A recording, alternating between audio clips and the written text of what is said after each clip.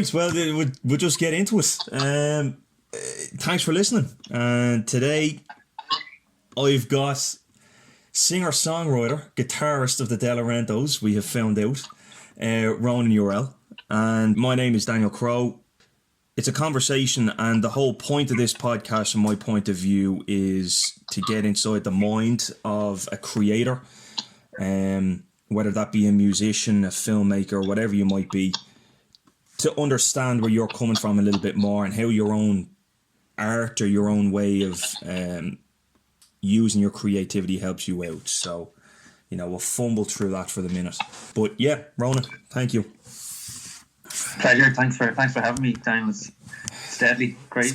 Any opportunity to chat right now is eagerly grasped with both hands. It's weird, I tell you. This has genuinely only come about through sheer boredom of not having much else creative to do.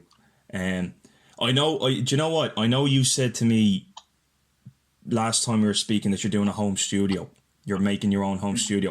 Is that coming around because of the fact that you can't practice all over the place, or is it just to keep yourself sharp, or what's the purpose of doing it at home? Yeah, well, there's kind of multiple reasons. I suppose initially it's to have I would have always had, been lucky to have instruments lying around, but I suppose it's just to have trying to, I suppose, have a space, create a space. And when I say home studio, it's a room in the house. It looks like a room in the house, but that would otherwise be a small bedroom, and that is maybe will be. It's just a kind of a specific place to go that you can sort of close the door behind you, and just kind of forget what's going on elsewhere, and just where everything is. If it's one thing, like you mentioned, kind of having a place to rehearse and that sort of thing, that I definitely appreciate is when you are rehearsing somewhere else, so much time gets taken up in setting up gear and taking down gear and having the obligatory cups of tea that go, on either side of that. Of course. It really impacts on the amount of creative work that can happen. So I just wanted to have some place that's close to hand and that just everything is set up and I can just go in and just sit down and just start work straight away. And it's sort of, I guess, the way the industry is evolving, you sort of do even there's more music getting made kind of remotely, even when you're collaborating with somebody else, or say, if you're writing with somebody else, where you can do more with technology now, because the quality of what you can record at home is much better. So you can do things like make music remotely, like somebody sends you on, somebody might send me a lyric and a guitar part or something, like a very stripped back thing, and I can put that into my software and record some keys along to it, or that kind of you can sort of build tracks up in that way. So it's very it's not just kind of, it started out as something just purely for demos, but it's actually something that you can, there's a lot of great recordings that you hear now, Billie Eilish is a famous example of herself and her pro that they worked on they did most of their production on their little home studio, So do you find that have you made songs at home? Have you made songs actually, because you've so much time there? Have you actually, or is it a struggle? Nothing that as when we were kind of getting set up and chatting about that I admittedly a technophobe, so I'm very I would create, hopefully get kind of songs to what I'd call a demo standard, where maybe I'd have the parts might be kind of what I envisage, but still the quality, I wouldn't be kind of comfortable in terms of or confident enough maybe yet in kind of my production skills, let's say, to have something I'm wow, that sounds brilliant. I could hear that on the radio tomorrow, or that sort of thing. Or I'd be happy to put that out into the world. I think I still have a bit to learn in that regard. Actually, I said to you before, I'm not a musician. A lot of this can come across as really ignorant from my point of view, certain questions, or I might come across as something that sounds so certain, and yet you'll go, that was absolute waffle. One thing I am, it's like I said to you, the creative side of it is what I'm interested in. And I was thinking sort of how to start this off, actually. And the first question that jumped to mind was, what came first? Were you ever at a young age where you thought yourself, I need to express myself creatively somehow, and music followed? Or was it music and an instrument you picked up first and then realised, you know what, I've got all this creativity about it. And that's my conduit actually for releasing it all. My folks had my mum's side, and both my folks love music. But my mum's side of the family were particularly musical, and there would have been a lot of music in the house. So my parents were keen when we were kids. I've 3 siblings, but that the 4 of us would all kind of have, at least that they'd introduce us to music at an early age, even if we didn't kind of run with it. So we all did piano lessons from kind of the age of 6 or 7, and sort of took it from there. I think we all probably gave up the piano by the time we got to, for me, it was kind of I got to kind of 14, 15, and you're kind of getting into, probably Oasis and Blur and all that kind of stuff was happening. It was like Britpop time.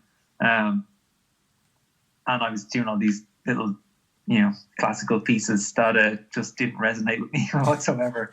And so I kind of picked up the guitar. And it was probably when I picked up the guitar, and I suppose because, I don't know if it's, in terms of listening to music, I would have very much, followed as, or, with whatever my parents were listening to or been introduced, I was introduced kind of, or informed stylistically in that way. But in terms of emotionally connecting to music, it was probably that was around, maybe around the same time that I picked up the guitar, that I suppose you're getting into your kind of teenage years and you're asking a lot more questions and you're being into, your world is opening up, getting a lot more exciting, but also a lot more confusing. So I think all those things kind of coincided. I was kind of introduced to, or I started really listening probably to the lyrics of songs, and stuff like Oasis and Blur was very exciting. But then there were stuff I'd been listening to Bruce Springsteen for years through my folks, and whereas I'd always I just loved the excitement of that music, but probably the lyrics started to resonate with me more. I did a song I didn't do music for my junior cert, but I did it for my leaving cert, because you could perform. They changed the leaving cert around that time, that there was a lot more leaning on the practical element, and you could perform. And I did a Bruce Springsteen song called "Growing Up," which was one of it was on this CD that my dad had or whatever, and that was kind of, I don't know, maybe it was sort of it was around that time anyway, sort of moving into kind of transition year would have been the time when I would have started. I probably started writing, so I was enjoying making music, discovering music, but I suppose it was a time, that kind of, I started, I suppose, maybe I had started having questions and started having, I suppose, the I don't know if you call it, I suppose, the emotional turmoil of life or whatever. I don't 15 years old, struggling. What does a 12 or 13-year-old have to, be worrying about, you might say. But I think I've always been a kind of one to be, the washing machine in my head is always going, and the spin cycle is fairly high. So I think the basic tools that I had to understand music, my mum sang in choirs and stuff as well, so I kind of had an ear for harmonies and that sort of thing. And so kind of my basic skill set, and then probably a need, the lot going on in my head, and a need to kind of something, music provided me with the tool to start to process some of that stuff. You were saying, that that you're a writer yourself, and it's funnier now that I never really thought about it before, but like I probably enjoyed English in school, but I never wrote like I started writing words at the same time as I started making they were always to music. I never I rarely just would sit down and write, without it was always with a melody or something. I'd get a line maybe or something like that, or a sentence will come into my head very quickly, and then I'd be down at the piano. It was always kind of happened, in that way for me. But yeah, it was that kind of time. Anyway, that's how I sort of started kind of the early fumblings. And was it always with the idea of a band in mind? Was it always, or was it you started off as a solo artist? You wanted to do it yourself, and then you realised, actually, you know what, this is better in a band. I can actually do more with what's in my head with a band as opposed to just by myself. I think that, yeah, I think I love the energy of the collective. I love the people. It's just that energy to bounce off. Yeah. I think I just sort of I suppose that and the dynamics of what again, something like a Springsteen, just like the breadth of dynamics that he could achieve from doing one song could be him sitting at a piano, and the next you have 8 musicians on stage and this huge full sound, and kind of the freedom even in terms of, because I just had loads of energy as well that I just needed to get rid of. I just had loads of I found the stage around kind of when I was again in transition year in school. My best mate and I said that we had kind of made a pact that there was a school musical, and when we were in first year and we went to see it, we just made a pact that we'd try and do, that we'd audition for it, and we got into that, and it was just kind of I just did a couple, any kind of a little thing that was going then in school, where there was a play or whatever, or different things. I kind of threw my hat in the ring for it, because I just loved the opportunity that the stage gave to be to just be totally to just lose myself in expression. But I guess I felt like it was a safe place at the same time, a safe place to go as out as you wanted to. And I just whereas I think certainly at that age anyway, I would have been very, very self-conscious most of the quite guarded probably in a lot of my interactions. I just, for whatever reason, when you put me on a stage, I just felt kind of invincible, and that I felt very comfortable to just completely. It was quite. I almost got go into quite an unconscious state. Even if I just had whatever was going on, anger or everything, I could just poured it into. I could just pour it into the performances. I just loved it. Do you know what? Because we played football together now. You seem actually a quite enough fella, approachable and whatever, but quieter enough. And I have to be honest, I was looking at all your the live videos of you, and actually on stage it's a very different character. I was quite surprised actually. I was like, he's very vocal on stage. He really does get the crowd involved, and really takes in the atmosphere and the energy of it. I don't know, where was the it was one of the horse racing events here in Ireland, and you were the crowd was energy levels were to the roof, and you were they're there for the horses. And you were like, okay guys, if you want to take 1, 2, 3, 6 steps forward there, guys, if you want to step. And I actually thought he loves it. And then I watched I don't know, do you call it Secret? SECRET? Yeah. At Vicar Street. At Vicar Street. And I thought that has to be absolute class, because there's not one person that walks the streets with headphones in that does not picture that exact moment. Nobody. What's that like to be in the middle of when you have a crowd who loves the music? It's it's really special, and it does and it doesn't always like like with Delorentos, we always prided ourselves in kind of doing pride ourselves in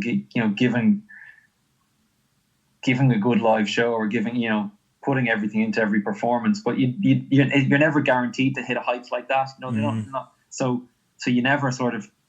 Maybe when I was younger, again, I would sort of have you have that, as you say, like every person kind of envisages that, and I had that expectation in my mind, but that every performance should be like that, or kind of an expectation that you'd get that reaction every time. There's a bit of a learning curve to realize that you have to earn that every time. And sometimes you'll see like a band will put up a snippet of a song, whatever, the gig, and think, oh wow, that was incredible, but like 3/4 of the gig might have been pants. There might be like a particular, like, sometimes there's like, because every night is different, and you could play the same venue, for 5 nights in a row, and you'll have a completely different gig each time, because everybody's coming into the space with their own day and their own, what's been going on for them, and it's all this clash of energies. And so when you get those, I suppose what you're trying to do is be really, I suppose, as you're saying, maybe with the horse racing example, is you're having to be really open, to embrace people, and kind of open yourselves up to them. And as a band, even to kind of something that we became really aware of,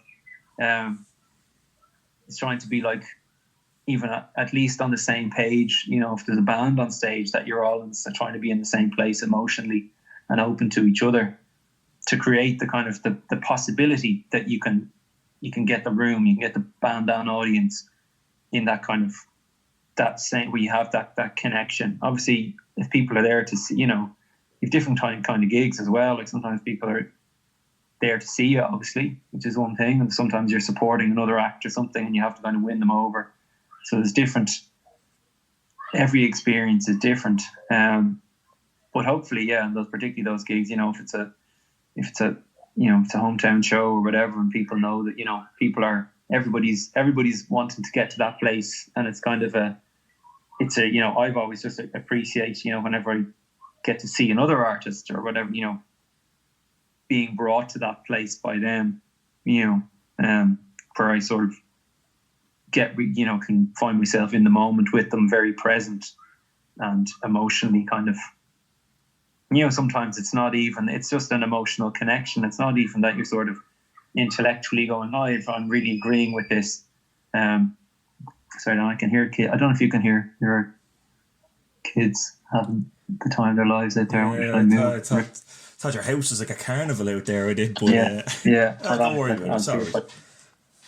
I'll see if I can. I'll move that for to the other corner of the studio. Yeah. I figure it might be hard to. We're attached, so I thought you had just a madhouse there for a few minutes. Do you know what? I wasn't even fully aware of it, but every once in a while it poked through, and I was like, "Jeez, he must have a madhouse over there." It's different people locked in a basement somewhere. But when you speak about the connection with the audience, I think it was Jack White. Who said when he comes out to play in front of a live audience, just from the general sense of the crowd and the energy that he gets from the crowd, he will actually play in a certain key on the guitar, and it's just from the sense and the energy that he gets from the crowd, and that's how he plays his songs. And I always thought that was quite amazing. And have you had the equivalent of a bombing? To use stand-up speak, have you had the equivalent of a bomb on stage? Again, look, it's a curious thing for me. Thankfully, very rarely. Very rarely is good. But when it did happen, it was very early in our I suppose in our gigging, where and it was usually alcohol related. That you sort of had that thing. I suppose it's just there's still I still like a drink, but I don't drink before gigs anymore. I haven't really for a long time, because it's just that like it's for me, it's like I sort of like, for performing, there's certain, like, it's balancing that, like the adrenaline, or having like that, I need to be really, really present. And even though sometimes I find that a bit overwhelming, that's really important for me to be really in the moment, and to be really feeling before you do something that you really care about, to be feeling that the nerves, the adrenaline, and that's what kind of what fuels me to do it. And I think, there's sort of, obviously there's some, alcohol and the entertainment industry have gone hand in hand for many years. So there is that sort of, I suppose, when you're younger, like, you just think that that's what you're supposed to do. So a combination of, but it's very, like, being like, you playing gigs and you're like 21 is very different to like 31, and and I'm a bit older than that now. So it's a combination of, but it's as much, I think primarily it's just that I want to feel really present. But so we had like, we one particular like messy show where we're walking over tables and asking members of the audience for bottle openers and very silly stuff, doing anything but playing our songs properly. And they loved it. They loved it. Well, I don't know if they loved it, but there was a particular we friends who were in a band. It's a band called The Flaws. They're from really, really great band. They're not playing together at the moment, but from Monaghan. And we were doing a gig in the Roisin Dove in Galway, and there was a label were coming to see them, or a management company, something were coming to see them, and we had this thing in our head, so we were going to steal their thunder. We were going on before them, and we just made a holy show of ourselves, sadly. But all these things are they're like, that's how you learn, isn't it? Like, well, it's a craft, isn't it? I imagine even playing the live shows is a craft. Like, you have to learn your way through it. You have to learn your way through to being a real solid performing band. Like, I'd imagine the likes of the Foo Fighters. I saw Foo Fighters in 2019, and how Dave Grohl puts the energy into the gigs that he does for 2.5 hours, and he's what, 51, 52, 53 probably now. The energy they put in. But I've listened to a lot of bands who speak about the fact that it's a tailoring process. Like you said, I don't drink before gigs anymore. It's a learning process, And I think it was Kelly Jones I listened to, and for him it's a whole process coming up to playing a live gig. It's a whole mental process for the afternoon beforehand to get ready. So it's not just, look, let's have a few beers, go out on stage and have a great time. It's, for me to do my job effectively, I need to be in the right headspace. We need to be in the right headspace. And we need to sort of remember that this is a job as much as it is something that we love to do. Do you feel that sense of responsibility? We'll say not just for live shows, but with albums. Do you feel as a group that sense of responsibility to the people that are going to be listening? Or is it a case of, do you know what? We've made something for ourselves that we're happy with, and if people like it, then great. Or is it a case that we're making it for the people as much? Probably the former. I think, like, when it comes to gigs, we're obviously very conscious that people are coming and paying money to see us, and that it's definitely not something. And we've been in a band, certainly in the last probably few decades. It's probably the hardest. That it doesn't get any easier to be in a band, and it's been a time. Obviously it's been tough for music, but just with the crashes and that we've had and things like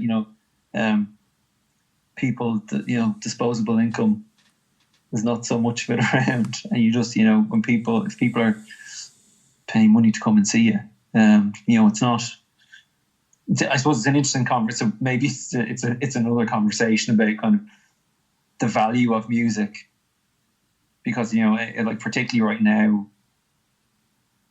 with the pandemic, people are finding it's as important as ever, and yet like it's almost people could kind of say it's almost it's music is priceless, but because it's hard to put a value on it, sometimes the value is zero. At the same time, it's kind of a funny one. I'm getting sidetracked a bit, but I suppose like that. Yeah, we would certainly be thinking when we're preparing for a gig.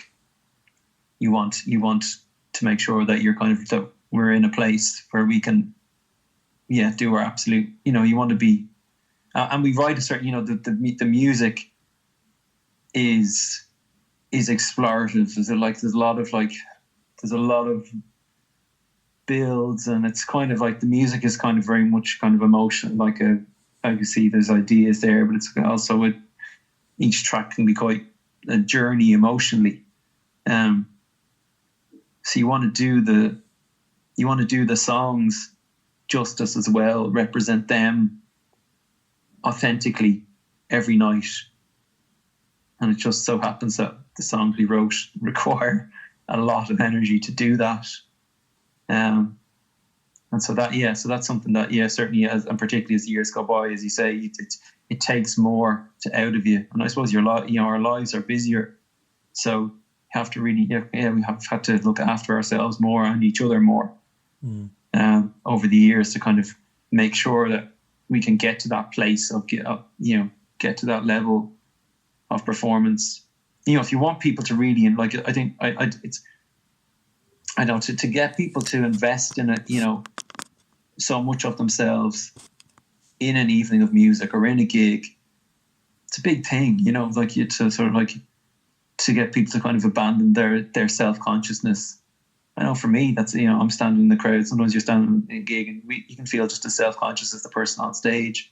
So, it's something that we sort of would be very keen to work on. Then when it comes to writing making the music and writing the songs, it's just all about expression. And certainly after the first, in our second album, our first Delorentos album is called In Love with Detail, and the second one is called You Can Make Sound. And in between those two albums, the financial crash happened, and we'd been kind of going on an upward trajectory of in a label. We struck up a relationship with, let's say, put it that way, and we were sort of to be a flagship band on a new label. And the whole, in terms of the commercial side of or kind of that, the kind of that side of I'm making a career in music, it felt like there was this trajectory that felt for me was sort of very everything's going the way I would, that kind of thing. Again, what you had in your mind was all kind of going the way I wanted it to. When the financial crash happened like that, so we were on the cusp of re-releasing our first album, because we'd put it out independently, but re-releasing it internationally with this label. And then when the financial crash happened, that just the thing just folded. All the financial backers couldn't do it, and that was the end of it. And it was obviously a tough moment, because it sort of felt like we've been going. This was when was it? It was 2008. So we've been going for 2 or 3 years at this stage, and kind of feel like it had all felt like we were building this momentum, and this was going to be our sort of the really establishing ourselves. And it got because we did everything ourselves, we've released most of our albums independently, which means that we've had to do as much work on the non-musical side of things and the commercial side of things as the musical side of things. But with that sort of around that period anyway, sort of with the letdown of that, I took a step back, because we were working on the second album, You Can Make Sound, and I just had a bit of a crash with it all. I think just the I had like had the like ambition for it, for the project, and I was sort of like, shit, this isn't how, It's a this isn't crossroads happening. moment almost, is it? Yeah, for sure. Yeah, well, I'd say like, I put out a very dramatic press release like that, that I was leaving the band, and a few weeks later, it was within a few weeks I changed my mind. Part of Fairly dramatic press back. release again, like I'm Yeah, back. yeah. So like, yeah, I don't know. There's probably doing a Delorentos now, and that kind of, if you want to like bring like, 'cause it's nothing like bring some attention to your band, like saying it's done. Yeah. So I think some of the more, I'm going to say some of the more cynical. Sure, we're all in the music industry. We're mostly cynical. So a lot of people were like, yeah, right, lads. But when we were talking about, it was also, I suppose, an opportunity, because a lot, like, you're having kind of those conversations around kind of even that idea of re-releasing an album, and you were sort of like, again, you're young and you're just delighted with the interest, but even things like, so we're gonna tour this album again for another 2 years or something, and can I ask? I don't mean to cut in there, but whereabouts are we touring these albums? Like, how far and wide are we going, or is it fairly? Oh, so this would be local? like, this would be an international release of the album. So you would be looking at, doing work, kind of world tours, I suppose. But the idea of sort of even sort of like, well, we have to, sort of you produce a piece of work, and kind of like, for me, it's always been like, I write to kind of explore what's going on in my head, or to try and make sense of the noise in my head, or just, to purge myself of feelings or whatever. And the performance of the work is also part of that, is the kind of the culmination of that process, where I get to share, what's going on, or I get to just rage and have people respond to that, or see, I suppose you're looking for people. I'm looking for, does anybody relate to this or something? But I think just because, like, it's a difficult thing, I suppose. Like, it's not the easiest place or industry in the world to earn a living. But those concerns, like, the kind of commercial concerns, had certainly kind of played with my head a little bit, in terms of, because they can be, if you let it, they can be at odds with what, with your creative, kind of with creatively what you'd like to do. So when we had that sort of, when we said, right, do we want to, like, because we were going to have to go again, you're going to have to release, the majority of record labels in the world within a couple of years are all gone. There's only 2 or 3 major labels now in existence. So sort of like, right, we're going to have to do this ourselves. And do we really want to do this? And if we do, it gave us a good opportunity just to talk about how we worked, the things that were working well for us. As the great thing about Delorentos is that it was like 4 songwriters, 4 musicians and songwriters, and who, like, I could be a songwriter in a band, but I could also, if I was having a crap time with writing, if I wasn't feeling, if I was blocked in that way, there was kind of like, there was always somebody else when the others would have a song, and I could just play, like, at its best, like, we were just great facilitators for each other. And I think a part of, like, I think maybe with the commercial concerns at times, you were just like, it was just impinging maybe a bit, I had let it certainly impinge on my headspace, in terms of like, oh, well, is something good enough, or is this going to work on radio, or that kind of stuff. And we just sort of took a step back, and just, I think we were just tired, but, it just had been an intense process, I suppose. That's what I was saying to you earlier on, actually, before this, was is how the roles sort of find the individual in the band, and how you find your role as, say, the singer or the songwriter, more specifically, because I know myself from writing, I always have an intention to do something, especially in the last 2 years or so, because I struggle a lot with that idea of the fear of putting it out there and having it criticized or whatever. But I know myself, when I sit to write something, a lot of it is me putting down thoughts or feelings on the page and sort of getting that out of me, right? Mm. But in a band, when you do have 4 people who are writers, how do you deal with somebody who comes and goes, here's a song written from the depths of my soul. Here is a song. How can we make this into something? Now, they're so sure that this will work. Mm. But how do you go about that process then of deciding if it does or not, or what do you do with it? Yeah, it's sort of like it's something that like we like had to learn a lot about, like, you know, because there's a huge sensitivity there, as you're saying, you know. And I suppose what the good thing about it is, because we were all bringing songs, you knew what it was like. You had to remember when somebody else brought a song, you know, it's very easy to kind of swap hats and lose your empathy for, you know, for,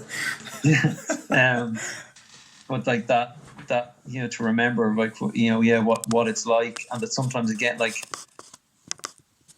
I guess maybe that's what I'm getting at in terms of kind of saying, oh, well, something, you know, if you were to be really strict or whatever, or not strict, or just really critical, kind of going, well, do I really like, you know, do I think this is a hit song or not, or whatever? I don't know, you know, or do I think this is a brilliant song? Does anybody ever know what a hit song is, though? Not necessarily that, like, not guaranteed. Otherwise, my studio would be a lot bigger. But it's a lovely studio, though. But you would have, like, I suppose, just from, you know, doing it a lot, like, you know, writing a lot, listening to a lot of music, chatting to a lot of people, you get to have a sense of kind of a spark about something. Like, there are some tracks that, you know, that instantly you just go, the song Valley Where the Rivers Run, that song, you know, like, we were off air, if that is the right way to put it. Yeah, I know. I get like chatting about that, and like, there are certain songs like that one where just like Ross played that and start to finish, like, he just played it start to finish, and it was just a sense of, wow, that's an amazing song, and it's kind of perfect. And it was a case of, like, how can we accentuate, you know, the emotional quality of it, or of the, you know, of the journey of the song. You know, it was more like the 3 of us then, like, saying, can we, you know, firstly, should we be part of this? And if we are, like, how can we most sensitively do it?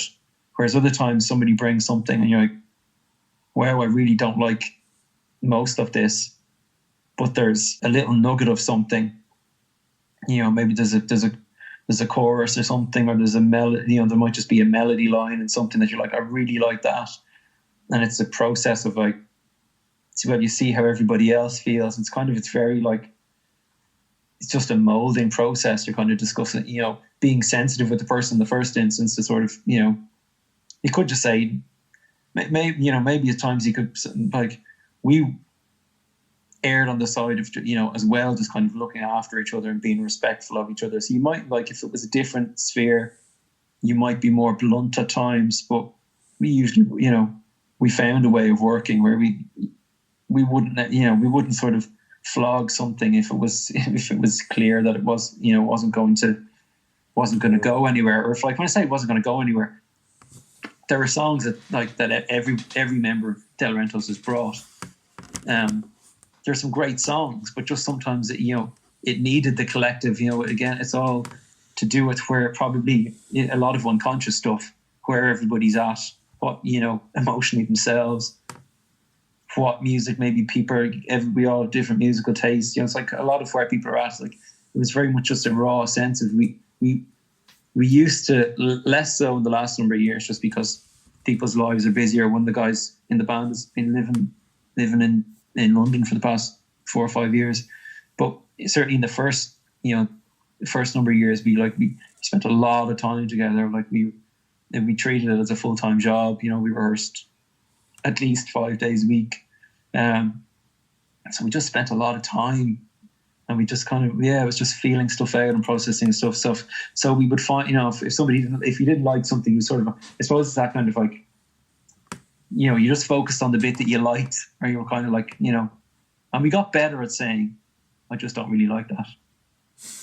But that, it took a long time. And being able to leave your own, to feel comfortable saying that, because as you say, it's sort of you're conscious of, somebody could be writing about a breakup, or or some kind of something very bad that's happened to them, or something that they're struggling with, and you're the it's a sort of certainly the last year when we haven't Delorentos are on giving ourselves a bit of a break, but that I certainly and with the COVID year or whatever, like very much I appreciate now more just that the fact that you had three other people who were sort of always there, kind of open and willing to listen to just what was there, whatever was going on in your head, and try and create some art with you, or create some art is maybe to create some noise that I feel like everyone's probably getting that way. That's coherent. I feel like everyone's probably getting to that way. The appreciation from other people, like, because it has sort of enforced you into having self-reflection time. And there's one or two friends that I actually have this conversation with quite a lot, which is that, I'll never take anything for granted again. I won't take people for granted, the ability to travel for granted. I'll never take any of it for granted again, and it was very funny how this whole thing, the pandemic isn't good, obviously, right?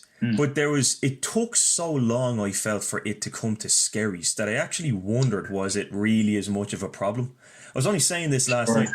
It took about 4 or 6 weeks before you actually heard anything in the town.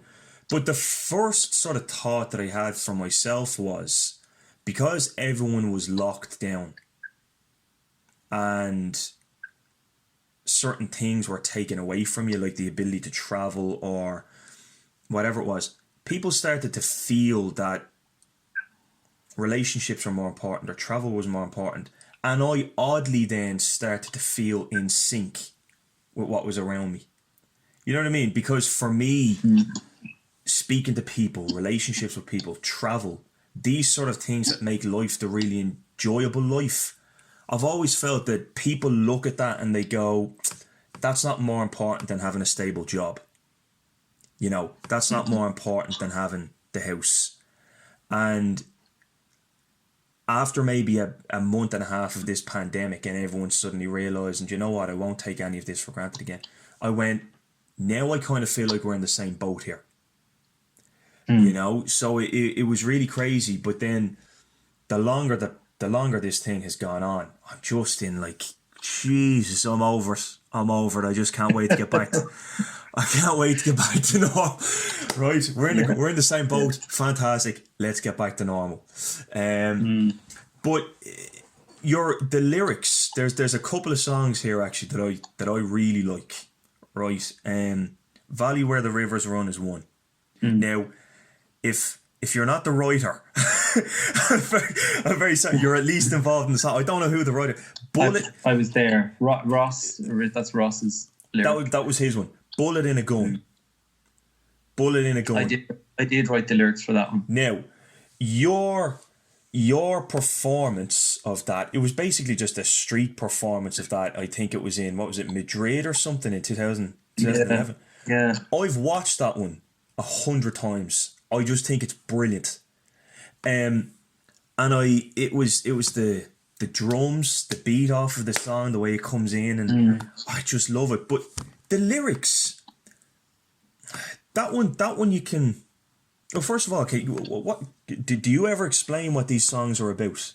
Like, for me, it's the son here has learned something from his father, sort of he learns from. I'm getting from his father that sometimes you have to leave so some survive, and then the son, when he grows older, does it to another woman.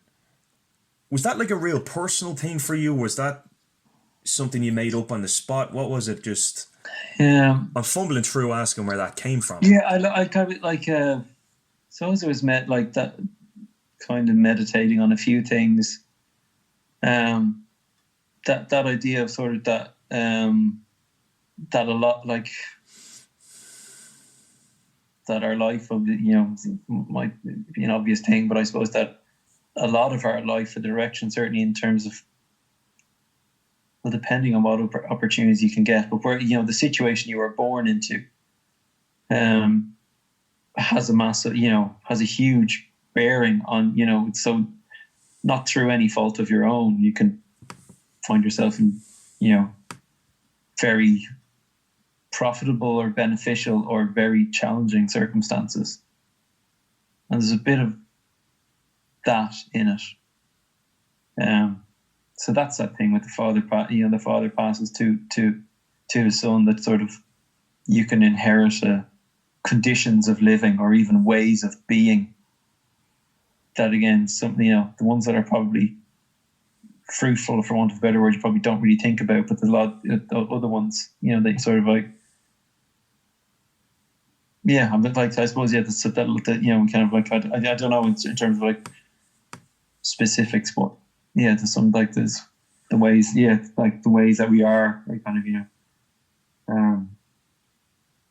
that sometimes, like, if you're like, you could be born into a stressful environment, you could be born into an environment where, you don't have a lot, or you could have a lot, but your relationships are distant, different, I suppose I was just meditating on that. And at the time, when we were writing it, there was a lot of kind of the gangland stuff in Dublin was to the fore, was in the media a lot of the kind of tit for tat killings and stuff. And I was just kind of thinking about that as well, in terms of the kind of it's a bit about that thing, it's kind of the glamour of the outlaw, I suppose, as well. That obviously, that's sort of the promise of kind of, the not just the promise, but like sort of the wealth that somebody very young can attain very, very, very quickly if you're involved in that world.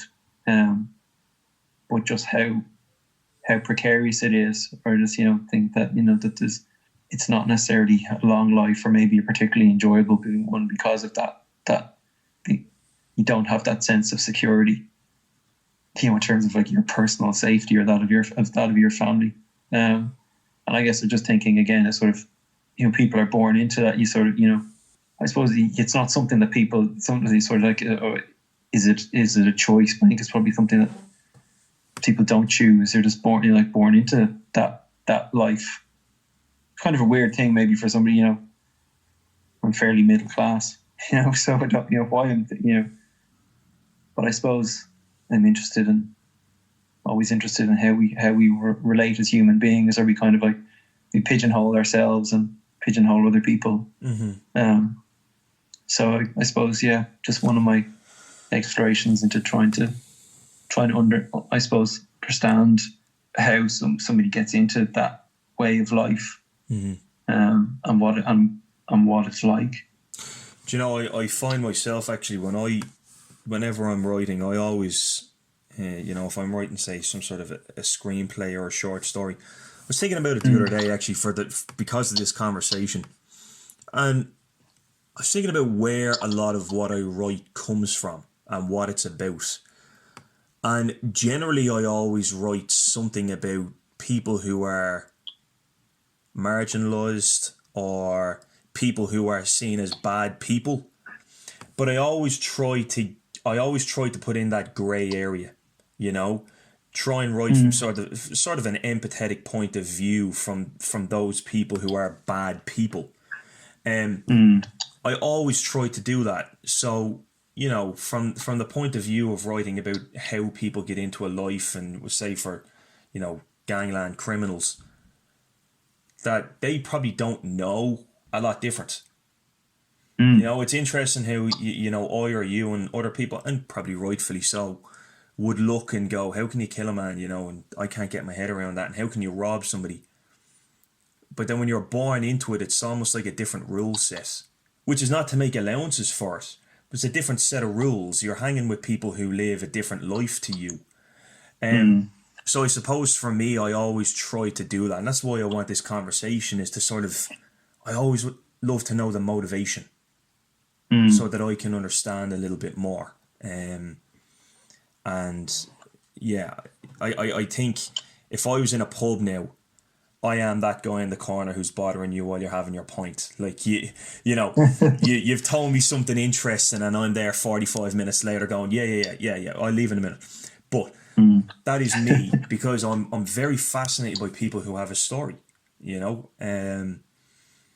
Do you? Yeah, and it's like it's a cultural thing, isn't it? Like you say, it's like, because like that, you know, that example is sort of like, yeah, I don't know anybody, like, you know, personally in that situation. So obviously, like, so it's something that I'm exploring, but in turn, you know, explore in a, obviously just in a creative sense or whatever. But on a societal level, sort of, that's probably that, you know, that needs to change, doesn't it? In terms of, like, you know, it's in breaking down some of those barriers and actually been, you know, brave enough to have some conversations that some of those things become less, that there's less mystique around things, and there's less, yeah, I don't know what it is, bad stuff to be trying to be, you know, if you to have one, to have some understanding would be healthier for everybody. I don't think social media, you know, helps. But for those who don't, you know, for those, as much as, you know, this sort of thing, oh, we need to, you know, if people are in, you know, worse off circumstances, and you sort of feel like, people feel like, oh, you want to give somebody a handout or whatever, but it's not about that, is it? Like, you know, we're all uniquely valuable and should be valued on our own, you know, and it's trying to have that an appreciation of somebody, as, you know, I suppose maybe that's what I'm like, if you're born with stuff, you know, that you have a better appreciation of that. And now, and I think maybe going back to what you're saying about the pandemic, hopefully that's given us an appreciation of that all the stuff and the day-to-day things that we would have done, the things that we have, the commodities and all those sort of things, that they're not, that they are just that, and it's all very temporary and very fragile. It's not that you go around worrying about it, you know, but certainly to appreciate your circumstances, and maybe to have a bit more interest in other people. I think, you know, that's something I wonder sometimes, as like, you know, as a creative person, that's not, I don't, like, as somebody who's trying to make my way through art, that I think sometimes it can be like, it can be great on one hand, that, like, on one hand as an outlet, but it can also kind of be a bit of a crutch, that I sort of like, that it allows me to stay inside my own head, rather than spending eight hours in my room, you know, churning over things, to get out and just embrace the world a little bit more and have some conversations, and kind of say hello to somebody who you know, to a stranger. Not that I'm going to go freaking out to people as scaries now, but like, I've turned into that. But a bit more of that, I think will go a long way in the world. Yeah. Reaching out a little bit more. I've started to do that more, actually, is to speak to people randomly as they walk by. Now, come here to me, I'm not stopping you mid-stride, but I took a walk with my girlfriend down the beach the week before, and it's just literally, as a man is walking by, it's, you know, asking where he's coming from and and just having a chat for a few minutes, because it's become, look, I'm 31, right? I'm still only young, a lot of people would say, not up here, but it is something that's becoming more important to me, only because I feel like it's going by the wayside, having an open conversation with people. I think social media doesn't help in a huge way. I don't think it helps, but, you know, the pandemic itself probably doesn't help, because now you're side-eyeing people the whole time. Am I going to catch anything? Are they wearing their mask right? You know, it's a lot of side-eyeing people, and it's less, you know, one of the things that I love to just shake your hand. I'm a big hugger, massive hugger, right? I used to go into work and hug people hello. You look like a man who gives a good hug. I know that the listeners can't hear that. Stop, please. It's true. But it's something that I appreciate now, because I feel like it's disappearing a little bit, is to actually say hello to people, have a bit of a chat with them. Because I found through the course of the last year, that side of me before lockdown was abundant. Like, it was massive, because there was a freedom. And then as lockdown has gone on, I noticed I started to lose that a little bit. I started to turn inward a little bit more. Now in the last sort of 3 months, 4 months or so, I've tried to look back out again, and speak to people, you know, take them in, because this town, Skerries, is the closest that I'm going to get to having creative conversations or meeting other people. So, you know, hopefully once it's all said and done, now I can, you know, get back to doing something with writing and whatever. Yeah, but I think like, yeah, I totally agree. Like, I'd be like somewhat of an introverted person in day to day, and like, so striking up conversation wouldn't be my strongest point maybe at the best of times, but I'm certainly like conscious of that it does take practice, doesn't it? Like, that we're all probably out of practice over the last at knowing how to be human beings from the last year.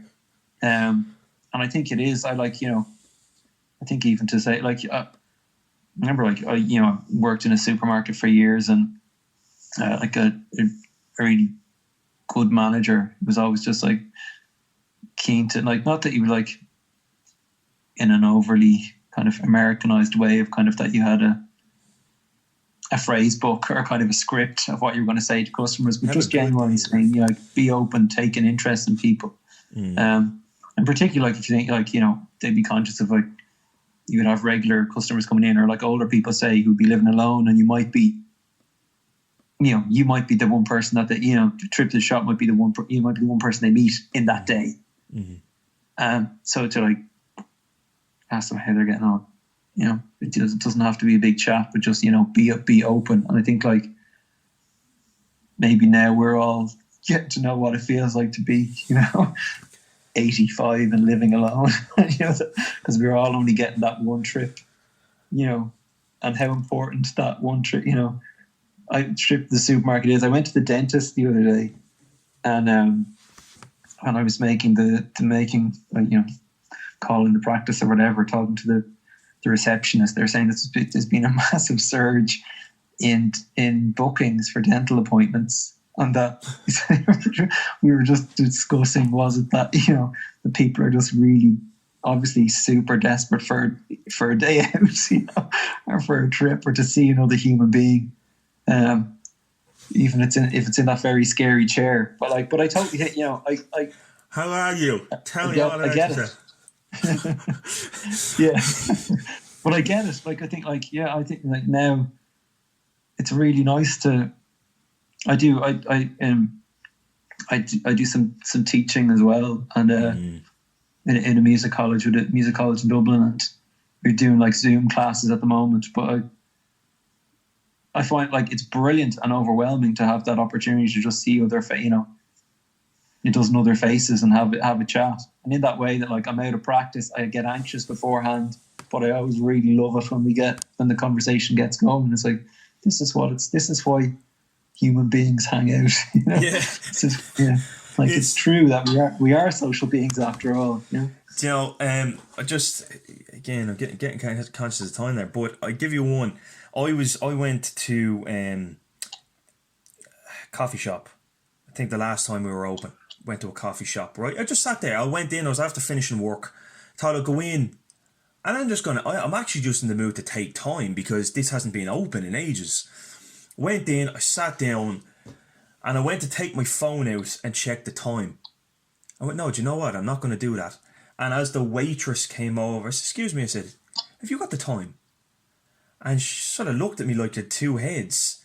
Sort of checked her own phone and told me the time. It was like 1:10, whatever it was. And it was really weird. Like, you could almost see the brain going, do you not have your phone on you? Do you not have your watch on you? And so that was that. Came back, had my order and stuff like that. Came back to take the order. And the name of the cafe, I was curious as to what it meant. I thought, that's very, yeah. And I, as she came back over, I said, can I ask you? I said, what does the name mean here? Right? I was like, is that a two-part or is that... And she's there going, what is this lad on? Like, genuinely. And I actually, do you know what? The poor woman out. She was like, I can check for you if you'd like. I said, no, you don't have to check. I'm speaking to you. Like, you don't have to check. Yeah. And she came back to me a couple of minutes later and she was like, the manager actually doesn't know what it means. And I was like... You're the first person who's ever asked. Yeah, you're the only person who's ever asked that. And I was like, no, the point was to just actually ask questions. You know how if you ask a question that nobody immediately knows the answer to, it's let's Google it. No. Let's talk about it first before we Google it. You know, and the art of conversation, I suppose, is sort of dying away. And as much as it's like talking to a wall, I imagine when people speak to me, I do try and have a conversation with people. But look, you have been a great pleasure, sir. And I actually genuinely appreciate it. Thanks for the chat. Yeah, I genuinely appreciate you speaking to me. So, look, not fantastic at ending these. Ronan Yourell, Delorentos, singer-songwriter extraordinaire. Thank you very much. Thanks, Daniel.